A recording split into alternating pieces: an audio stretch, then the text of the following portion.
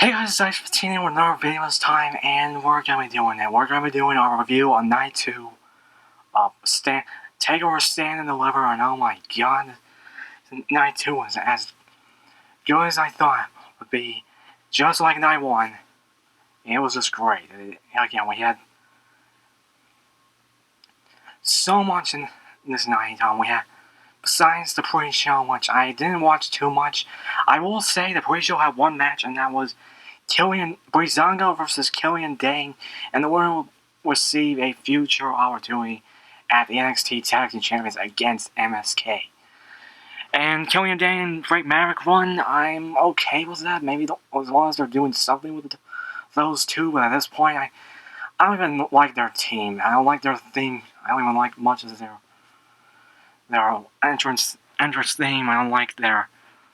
I don't even know what. I felt like their team just got thrown together. And everyone's going to agree on me with that. Well, as far as the matches going into it, we have like 1, 2, 1, 2,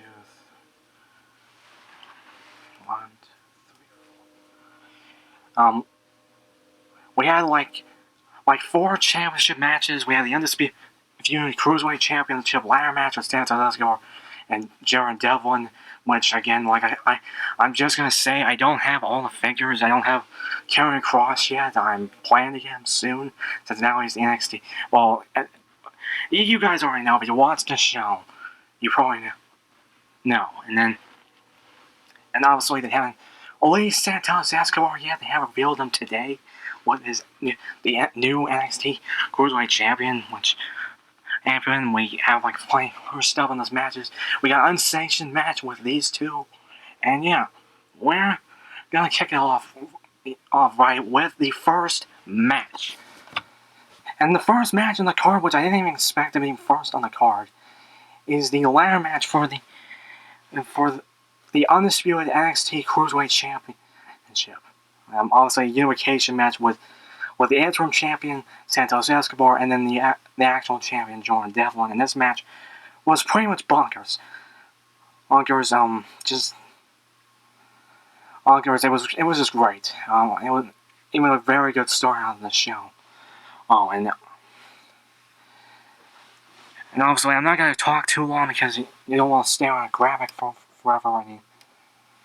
You don't want to stare at a graphic forever, and you also don't want to just stare at a ladder with my custom champion, and which here's just my custom NXT Cruiserweight Champion. Really is just I really just painted the belt. And then that was it. I'm thinking of drawing these logos down and sculpting NXT logos. That's kind of like on a later date. And to this point, like I said, and that's just kind of like my thing. But I'm kind of just have to wait until the official one comes out with Santos Escobar, which got revealed today. And again, like I said, we don't have any figures of those, which I'm surprised we didn't have Jordan Devlin. He's been in NXT and NXT UK for a long while. Come on, Mattel, get with it. But back to the match. Yeah, we have like many spots. We had Santos Escobar doing a suicide dive to Jordan Devlin onto a ladder that was just set up between the barricade. Just set up near the laying on the barricade. We had Jordan Devlin doing a moonsault off the ladder. We had him doing a Spanish fly to Santos Escobar off the ladder. We even had Miguel Devlin Tasman getting involved, and that's what kind of led up to that Spanish fly-in with Jordan Devlin getting back up and throwing a ladder at Santos Escobar. But at the end of the day, or at the end of it, it took, and these guys were flying back and forth, but it took Santos Escobar headbutt Jordan Devlin off the ladder through a ladder that was set up in the corner. And he grabbed both of the titles and became the undisputed Cruiserweight Champion. And yeah, this was so. Again, a bunch of other people picked this. I picked Jordan Devlin because I was actually expect him to win, but again, this kind of just proves that Santos Escobar is a rightful champion, even being a heel and just only fighting on his own time. But again, I pretty much like this match, and like I said, I'm very excited they revealed the Santos Escobar figure that's coming soon, and I'm definitely gonna be getting that for not only for the belt and also just for the superstar itself. But that's practically it. That was a pretty good match to open the show. We even had Santos Escobar's son appear here, congratulating his father. And now let's just move on with the next, which is one that I actually expected to start out the show, but come to think of it, it actually makes more sense to get and start out with a bang. We got the women's tag team champion, the NXT women's tag team champions, not to get confused with the WWE ones, but yeah, we got the Fire Pit, and as I guess what they're calling themselves, with Ember Moon and Shotzi Blackheart.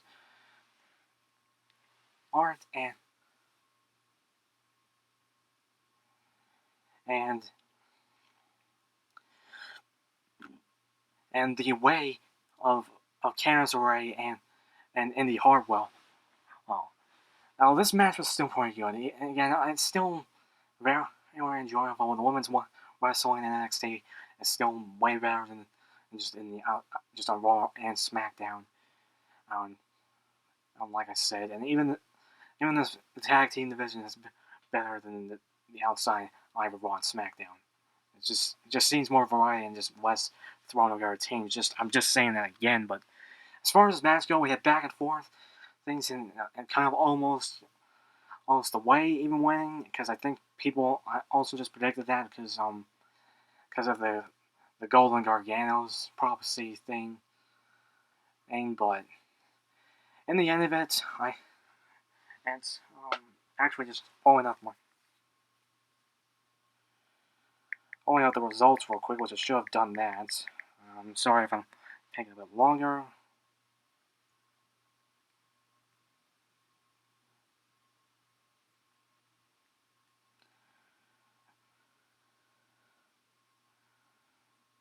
Again, I'm kind of forgetting because of all the stuff happening. I did watch it, like I said.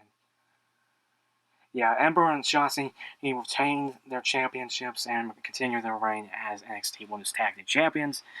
And like I said, I don't want to go on too long because you're staring at a graphic. I don't want to do that ever too long.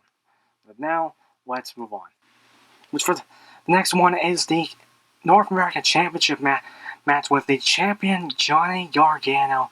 The No Heart No Soul. Johnny Gargano, Johnny TakeOver, taking on the winner of the 6-man and Gauntlet Eliminator match, Bronson Reed. And yeah, this match I was pretty much looking forward to anyway because again after Bronson Reed's performance in the Gauntlet Eliminator. And Bronson was wearing the same attire he wore last night. But again, it kind of makes sense because I don't know if he left there or if this pretty with taping or some other stuff. But Johnny Gargano was wearing the sick Iron Man gear, which for the sick Iron Man gear. I know he wore Iron Man gear before, but it's just like silver, like the silver. It's just basically a silver armor like thing, and it has the arc reactor with the way symbol on it, and then we just got like a black and silver gear, gunmetal gray.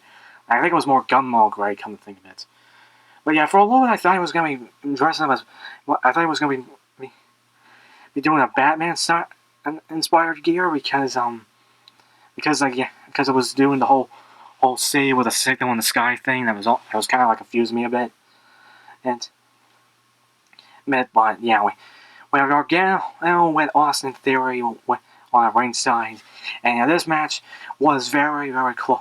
Was back and forth again. It was very close. There was a bunch of close things that I thought was going to be happening. I mean, for a little bit I thought Bronson Reed was going to win because there was power bombs. He almost did the tsunami, and what Johnny Gargano was doing, besides that, Johnny Gargano was doing everything to keep his title, even having Austin Theory get involved. But also he was taken out a few times anyway. Even Johnny Gargano taking a razor's edge from the ramp to the ring, even though the ramp, like I said, the ramp's connected, so it's not really much. But again, you get my point. Even Bronson Reed doing a massive super kick. Like he didn't even go down with a few super kicks from Johnny Gargano, and then he did a super kick of his own. I think he was trying to do the Bam Bam Salt. He was doing some type of moonsault thing. Again, it just looks similar to the Bam Bam Salt, from Bam Bam Bigelow. But he misses the moonsault, whatever that was, and Johnny Gargano did 2 final BDTs. 1, 2, 3. He retains. I kind of already picked this in my predictions, and I already expected it to happen. So I don't know what's going to happen during here, if someone's new is going to come in, or LA Knight or Dexter Lumis is going to be for no one contendership shot or anything like that. Again, there's going to probably be a little bit until the next TakeOver release, but again, we don't know yet. I'm just going to guess it's going to be like around the SummerSlam time. But yeah. And now let's move on. Next up, we have one of the co-main events, which I'm pretty sure, yeah, this one happened next, honestly, is one of the co-main events, and this is the NXT Championship match with Finn Balor taking on Karrion Kross. The undefeated Karrion Kross. And this match was still pretty good. It was still pretty good. Like I said, I was paying attention for most of while I was literally watching it, what was going on. My brother, not so much. I don't know. It's just, he decided to leave. It's just his choice at the end of the day.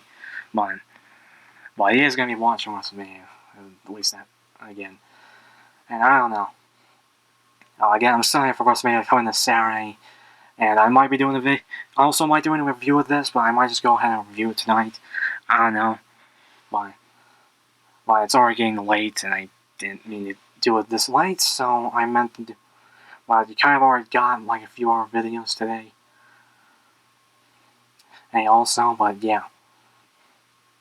Yeah, just going back to this match, Karrion Kross was wearing like a gladiator style attire, and while Finn was wearing, I think what he usually wears, but just the logos in like glossy black, and it almost came off as just wearing black trunks, but no, I think he had the logos in just a different shade of black with gloss on it, which I kind of want to make, but kind of not at the same time.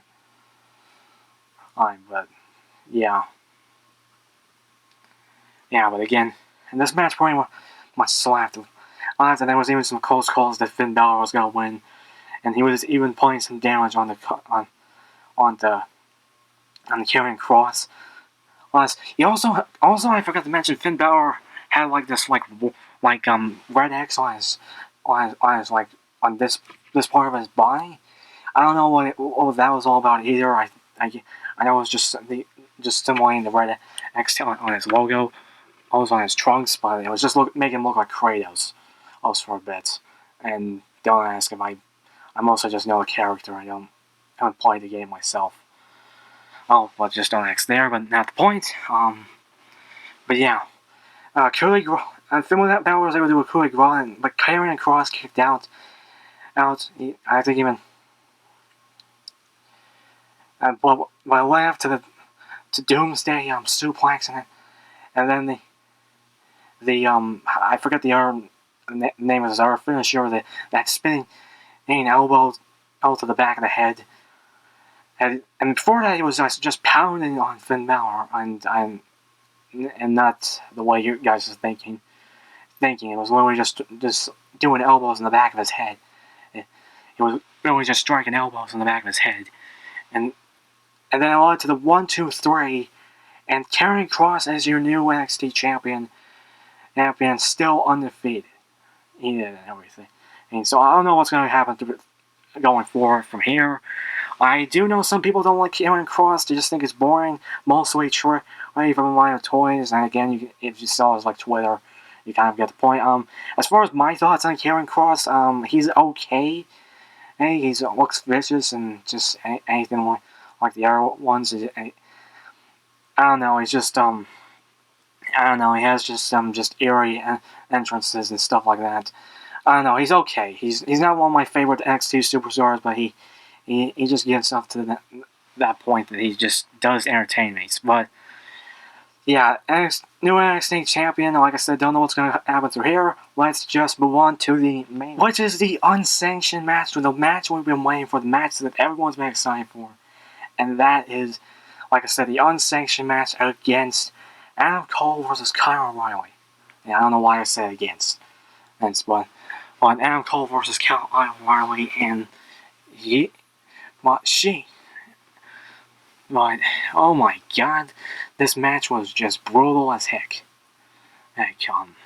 Again, it's just a match was like exactly what I was thinking was gonna happen, and yeah, both Kyle and Adam Cole came up with different attires, and I completely forgot to grab this. Grab this. It's just the. Waiting for to grab this one.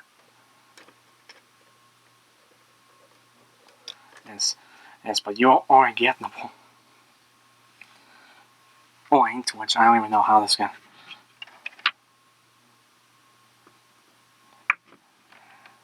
Point. Sorry if I'm being caught up, but yeah, I just want to add that there. Yeah, these two just beat the heck out of each other. I mean, seriously. Man, we had steel chairs. We had the steel chairs with the Undisputed Era logo right on here. Just Adam Cole just doing mind games to Kyle O'Reilly.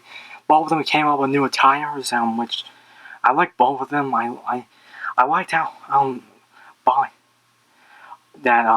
Kyle O'Reilly's was kind of like this blue camelish color with just the Axis match vest thing here, and it had like that fish. And it had like a hook and like a nail in the back of his trunks. Adam Cole's was pretty much what I liked also. I don't know if there was anything too much in the front, and then he had like his Adam Cole baby fingers. The fingers that he does in his entrance. These type of ones. And then there had baby on the back of his trunks, just like this, just in a different style. I don't know. As far as their entrance music, I'm not really sure. They just sing generic like 2K. Again, people mention that. I kind of agree too. They shouldn't have let go Jim Johnson. I mean, seriously, at this point, I don't know. But as far as the match goes, they took out everything. They took out chains. They took out a toolbox. They fought. They were all over the ring now. Like I said, chairs with Undisputed Era logos on it. Like I said. And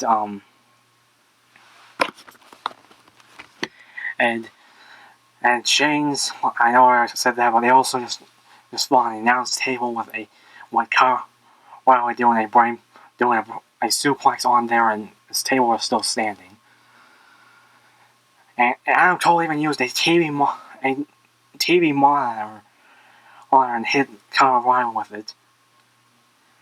They even went through the stage ramp with the steel stage ramp, and Adam Cole even tore apart the side of it just to pull out Kyle O'Reilly. And there was even some points, and I thought at this point they were just gonna they was gonna fight forever, or just knock both each other out. And well, I was just a bunch of those going on. Adam Cole even did the brainbuster onto the same brainbuster on the steel steps that injured O'Reilly, which he's not even medically clear to compete, which is why it's unsanctioned. But yeah, they just used everything,